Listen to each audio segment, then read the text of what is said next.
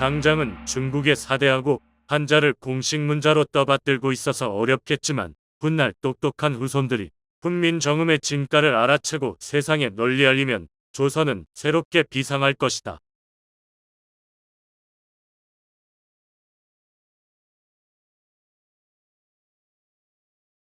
1901년 이문은 병으로 인해 북경의 전쟁터에서 조기 귀국했다.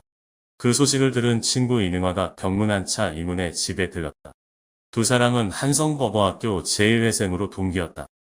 운이 자네 돌아왔구먼. 상현이 아닌가. 어서 들어오게. 상현은 이능화의 호다. 자네 얼굴이 많이 상했구먼. 그래 몸은 괜찮은가? 이능화가 이문의 안색을 살피며 물었다. 전쟁터를 누비고 다니느라 힘들었지. 풍토도 물도 맞지 않아서 고생 좀 했어. 그래도 지금은 많이 좋아졌네. 이문이 말했다. 한동안 병원에 입원했다고 들었는데 중환병이었나? 풍토병 같은데 의사가 뇌병이라고 진단해서 한동안 병원에 입원했었네. 뇌병이면 중환병 아닌가? 모기에 의해 전염되는 병이라는데 상태가 심하지는 않았어. 몸이 아픈 건 어떻게든 참을 수 있겠는데 말이야. 그놈의 채통을 지키느라 힘들었지. 이문은 프랑스군의 진중에 있을 망정 조선 선비의 채무를 지키려고 망건과 갓을 쓰고 지냈다. 병원의 규칙도 이문의 상투를 풀거나 망건을 벗길 수 없었다. 이를 이상하게 여긴 서양인들은 각 꼭대기에 손을 얹거나 장난삼아 손으로 망건을 잡아당기며 이문을 놀렸다. 병원에서는 좋은 부인이라는 영국인 간호사가 누이처럼 친절하게 보살펴줘서 지낼만 했어. 그만하길 다행이군. 그래 북경 사정은 어떻던가? 아직 전쟁 중이긴 하네만 의화단 세력이 기세가 많이 꺾였어. 난을 부추기던 청국 정부가 돌변하여 직접 사태를 수습할 모양이야. 하기야 북경이 함락되었으니 태도를 바꿀 만도 하지. 배상금으로든 뭐로든 대가를 치르겠지. 당시 천국의 북녘에는 외세를 몰아내자는 의하단이 봉기하여 서양인들을 무자비하게 학살한 사건이 발생했다. 서양 각국의 연합군은 즉각 군대를 투입하여 수도 북경을 함락시켰다. 그 무렵 프랑스 군부에서는 사람을 한국에 보내 군수물자를 운반하는 인부 수백 명을 모집했다. 그때 이문은 인부들 관리 감독 겸 통역으로 고용되어 천진에서 북경까지 전쟁터를 수도 없이 왕래했다. 마르테 선생님이 나를 제쳐두고 자네를 추천했지. 호수가 두둑해서 나도 가고 싶었는데 말이야. 흐흐흐. 이능화가 농인 듯 진담인 듯 능청스럽게 웃으며 말했다. 어버학교에서 자네처럼 유능한 인물을 내줄 리 없지. 이능화는 영어학교, 한어학교, 법어학교를 다녀 외국어에 능통했다. 일본의 영향력이 커진 1905년에는 사립일본어학교 야간부에 다니며 일본어도 배웠다. 요즘 비록 한국식 한문이지만 영어의 발음을 한문으로 표기하는 방식이 유행하고 있다고 들었네. 그래서 나도 좋은 부인과 대화를 한문으로 적어봤는데 웃겼어. 들어보게나. Mr. Yim, do you speak English? Madam, I speak English better than French. You may have headache. Yes, I have headache. I don't know why. Your man gun is the cause, I think. Of course. 은근히 내 상투를 두고 하는 말 같아서 나도 맞받아쳤지. 이문이 미소를 지으며 말했다. I trust you will forgive my boldness, madam. But may I ask a question? Please, go ahead. I am listening. Western women cinch their waists so fight to create an end to waste. Does it not cause them pain?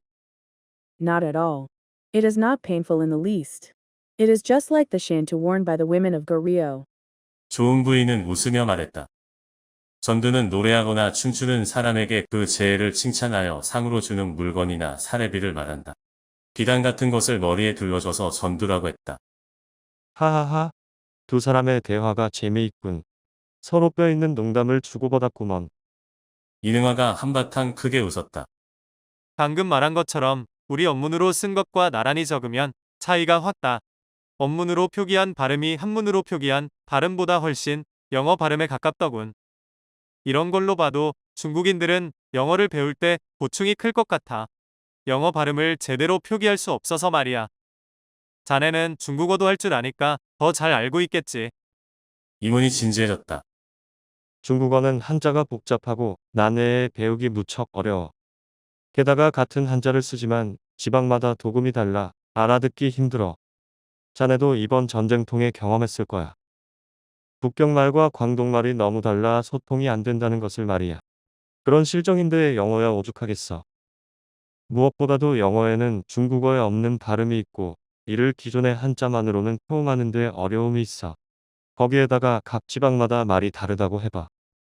이처럼 외국어 소리를 한자로 기록할 수 없다는 문제는 단순히 외국어 학습 문제에 국한된 것만이 아닐세. 그래서 중국인들은 그 음을 최대한 유사하게 표기하기 위해 다양한 방법을 생각해냈어. 결국 외국어 발음을 한자로 기록하는 과정을 통해 중국인들은 서양의 문자와 대조적으로 표음부호로서 효율적이지 못한 한자의 결함과 자국의 방언 문제를 인식하게 된 거지.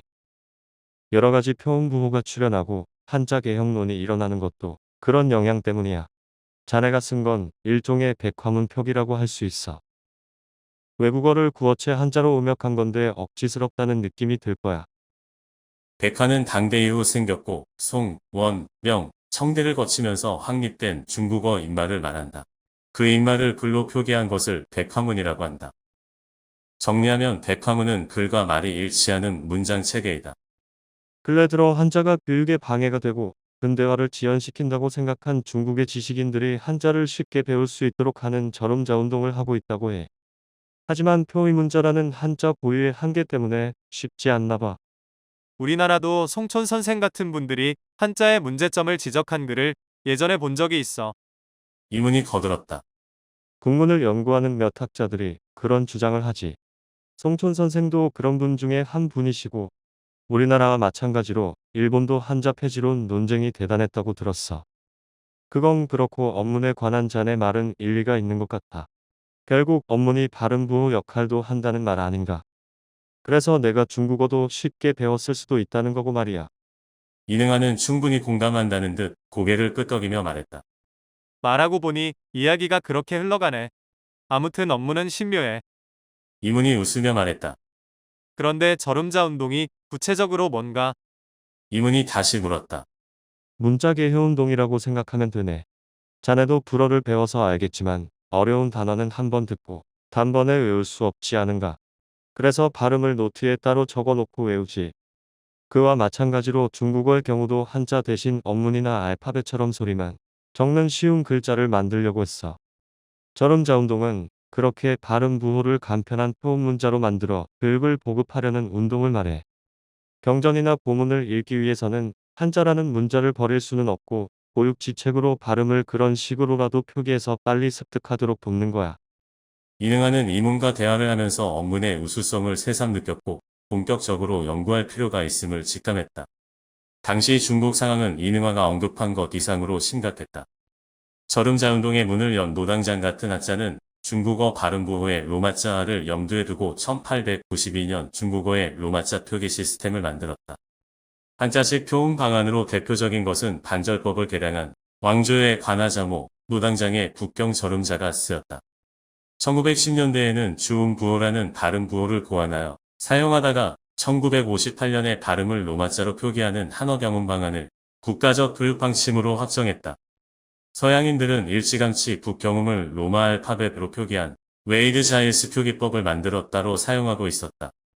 19세기 중엽에 탄생한 이 웨이드 자일스 표기법은 현재의 한어경음 방안이 정착될 때까지 100년 가까이 쓰였다.